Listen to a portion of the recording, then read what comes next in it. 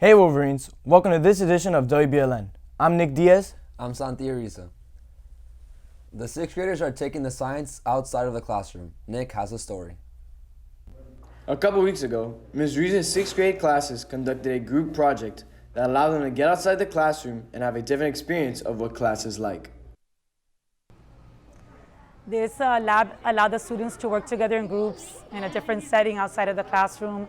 They were able to collaborate, and considering all this, the pandemic and the COVID, they haven't really had a lot of opportunities to do this kind of stuff. So it's been good, and they've all been engaged, and I feel that they learned a lot from this lab. The purpose of this experiment was for the students to determine the speed of these balloons going across the strings, and they had to find the distance and time, and for every trial they would change the circumference of the balloon to see how it would affect it. I would say that I had a very positive experience with this experiment because it really helped us get creative and test out how to use the scientific method. Plus, this is a group project, which I feel really helped my creativity come out on this. COVID-19 has presented a lot of challenges in the classroom, and Ms. Reese is showing how those challenges can be beat. For WBLN, I'm Nick Diaz. This week, the sixth graders were able to experience their first day of reflection. Hugo Dorta has the story. This year, the sixth grade day of reflection will take place during the week of February 24th, which is this week. We're looking forward to inviting all sixth graders to further welcome them into the Ignatian spirituality and follow the steps of Ignatius, of course, ultimately the steps of Jesus. It's a time for them to learn how to become better men for others and with others, in imitation of Christ, in imitation of the Jesuit saints, and an invitation to follow the footsteps of those who dare to be, to live out the gospel really in loving ways. And what a beautiful day it is for them just to grow together and to build a relationship that will be fostered throughout their many years here at Belen and beyond. What it means for me to lead the retreat for the sixth graders is that it's basically just a learning experience for both parties, for both the peer ministers and for the sixth graders, since we get to learn things from them and they get to learn things from us, all in the cause of bettering our faith and relationship with God. For WBLN, I'm Hugo Dorta. The Overtown Youth Center was founded in 2003 and continues to improve the lives of those in the Overtown community. Adrian Fraga has more. Overtown is a historic African-American neighborhood located near downtown Miami. Miami Heat legend and Hall of Famer Alonzo Mourning has made it his mission to help provide for the underprivileged people of Overtown. Well, when it was first built, we wanted to provide a place where children and families could go so that we may provide the necessary resources and support holistically to try to stimulate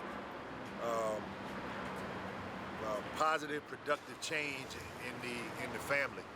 A big part of our focus, has been utilizing all of our holistic resources, taking an organic approach towards identifying the obstacles that might be affecting the progression of young people as they go through the process of grade school, as well as aspiring to explore higher learning as well, encouraging that, and then also with our adults and the parents of these kids or guardians or what have you, making sure that they have support as it pertains to computer literacy, job training, knowing how to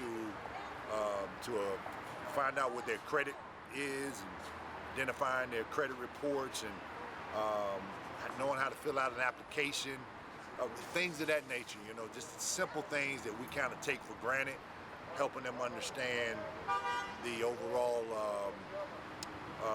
the potential that they do have by providing the necessary support for them to continue to progress and become positive contributing citizens. Morning hopes to provide a refuge to the people who need it most by constructing the youth center. The one thing I'm most looking forward to is creating a safe haven, more importantly. Not only are we educating kids, providing support and relief to children and families free of charge, they don't have to pay one dime, but the most important thing is that we're keeping them off the streets, we're keeping them out of harm's way, we're keeping them in a structured, safe environment, all right? And on top of that, yes, you know, we're educating people as well. So, but the most important thing, we're keeping them safe and keeping them alive. Even though the actual youth center is in construction, the youth center team continues to work and provide for the community. For WBLN, I'm Adrian Fraga.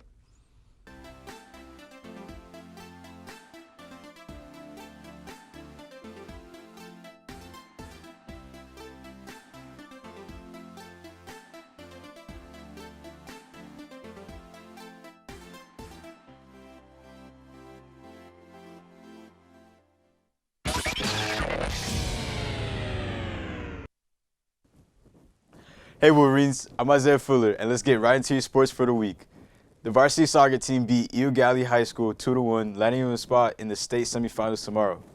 The varsity lacrosse team beat St. Brendan 23-0, and the varsity water polo team beat Barbara Goldman High School 29-2. Varsity baseball took the 9-8 win in a nail-biter. Ryan Bertrand scored the walk-off home run in a shocking fashion. Now on to the NBA. Your Miami Heat beat the Toronto Raptors 116-108 yesterday, and the Oklahoma City Thunder 108-94 on Monday. That's all for the sports. Now back to Santi and Nick at the desk. Thanks, Isaiah. Remember to follow us on Facebook, Instagram, and Twitter. And from all us here at WBLN, stay safe and stay golden, Wolverines.